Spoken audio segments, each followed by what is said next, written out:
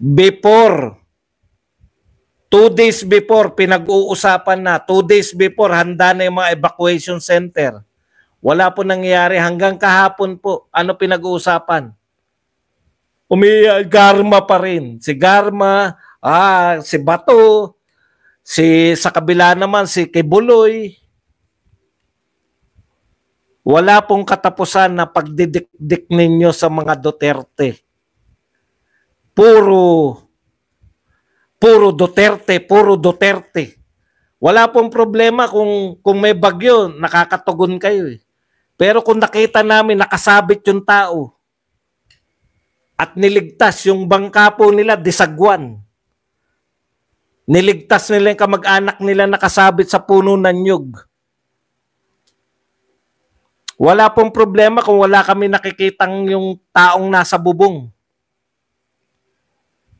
na naghihintay na rescue. Ang malupit niyan, yung maririnig pa namin, hindi makapasok yung mga rescuer. Meron pa ako nakita, hindi ko lang alam, bine-verify ko kung fake news, na sinukuan na ng PIA nung Bicol na hindi na kayang iligtas yung mga nagpapaligtas. Ewan ko lang kung fake news yun. Pero malamang sa hindi fake news yun kasi lahat na nananawagan na rubber boat eh. Panay, babagyo na po. Meron ng parating. May sukatan na po tayo eh. Nauso na po kahit hindi po malakas yung bagyo. Kasi ang bagyo, sinusukat hangin eh. May panukat na po tayo ng gaano karami yung ulan. Panahon po ni Duterte, alam na po kung babahain o hindi. Panahon po ni Duterte, ilang araw, meron na pong mga nakahandang mga evacuation center. Wala po kaming nakitang evacuation center. Real talk po tayo. Ano pong sinasabi nyo na wala kayong magagawa na mag-evacuate? Wala nga kayong evacuation center. Ibig sabihin, no? Wala kayong ibang evacuation center. Wala talaga kayong plano. Hihintayin nyo lang bumaba. Katulad din ng mga nauna, kay Christine, kay ano yung letter C pa? Yung nauna, yung sa Maynila. Panay Duterte pa rin. Hanggang sa paparating na, nagdeklara na walang pasok, pero tuloy ang mga Duterte. Tuloy ang investigasyon kay Apollo Kibuloy. Tuloy ang investigasyon sa Calabato. Yung kay Karina, ganyan din. Ito po, malala. Probinsya na po to. Lubog po, as in lubog. Wala na tayong nakita evacuation center kay Karina. Wala pa rin evacuation center hanggang kay Christine. Buti na lang naligtasan mula Karina, no? Si DEFGHIJK. Ang dami nakaligtas na bagyo. Tapos ngayon, Christine, wala nang evacuation center nung Karina. Wala pa ring evacuation center kami nakikita ngayon. Hindi na po karapat dapat at sasabihin nyo na ang malupit, maririnig mo pa sila nag-uusap. Humingi na po kami ng tulong sa US. Yung tulong ninyo ang kinakailangan ngayon. Yung gobyerno ngayon, makita kayo. Hindi yung panay Duterte pa rin na nakikita namin. Yan yung problema pag pati yung press kasabwat eh. Atake sa Duterte, 200 ang inano ni Kibuloy.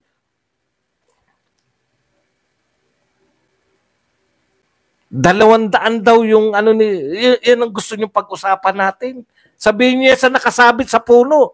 Sabihin niya sa may tuktok ng yero.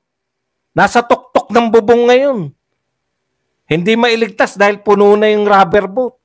Inuna na lang yung mga baby na nakalagay sa batya. Batya ba tawag doon? Puta panay kayo. Masamang tao mga Duterte, maraming pinapatay. Ngayon, ilan na namamatay ngayon? Dahil hindi nyo ma-rescue. Ang concern nila, paano sasagutin si BP Sara eh? Isang linggo na nagsalita si BP Sara, ngayon pala nasasagot. Paano yun? Walang kakayahan. Puta, si Gadon pa rin. Ano sabi ni Gadon? Huwag daw kayo pumayag na magpa-drug test, sabi ni Gadon. Kayong mga young guns. Kasi daw, eto malupit ha, pag nagpa-drug test daw kayo, susunod naman daw, liver test na, sasabihin. Huwag daw kayo pumayag. Kita nyo? Taga Bicol ka, oh. Tama si Chis, taga Bicol. Ang pinoproblema namin, no? Ngayon, magka-calamity fund na naman, matutuwa na naman ang lahat ng mga politiko, may calamity fund na naman. Asa na yung ayuda? DSWD. Ang lakas pa ng loob nyo, bawasan, tanggalan ng budget yung Office of the Vice President. Sabi nyo, anong katwiran nila? Bakit tatanggalan? Tinatrabaho na yan ng DSWD, tinatrabaho na raw yan ng mga gobernador. O ngayon, panay kay Duterte. Darating na yung bagyo, hindi nyo inintindi. Ang inintindi nyo, yung sama ng loob. Paano yun? Ano yan? Papayag na lang tayo, hindi dadalo si Duterte? Ano yan? Iko-contempt nyo? Habang bumabagyo, yun ang pinoproblema nila. Paano yun nila iko-contempt?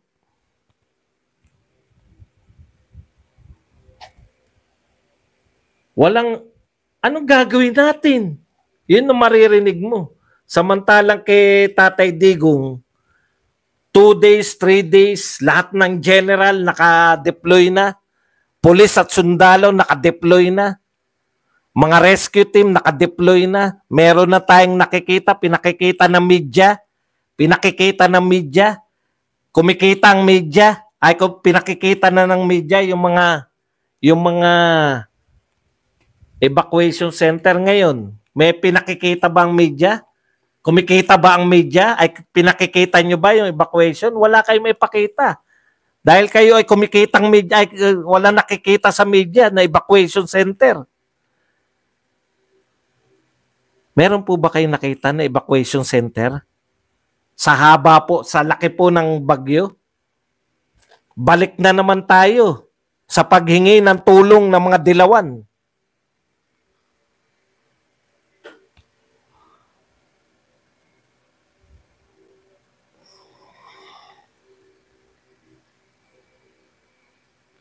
Balik na naman tayo. Alam nyo, yung mga trolls dito sa Twitter, puta sinisisi pa rin si Duterte, kaya mabubuisit ka eh.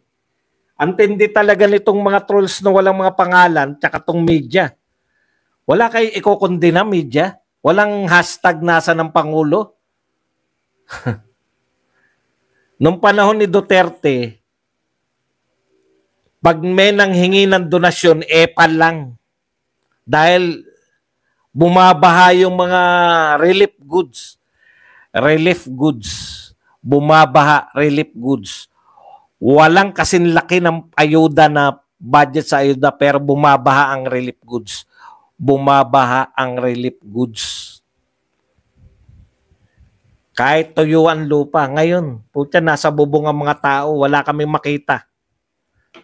Na evacuation center man lang. Oh, isisisi na naman nila sa Duterte. Bigyan ko kayo ng halimbawa ng pagsisisi sa Duterte. Hinayopak na yan.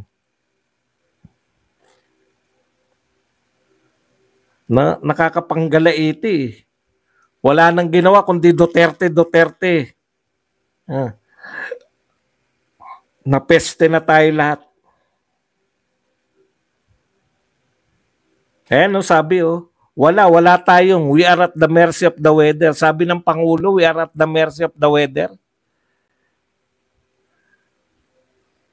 Inuna pa yung patarpulin. Yung gobernador daw ng Camarines Sur ay safe na safe.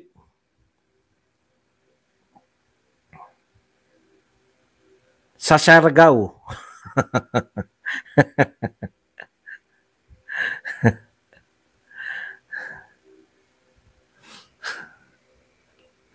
Grabe, no? nakakapanggalaiti. Isa lang,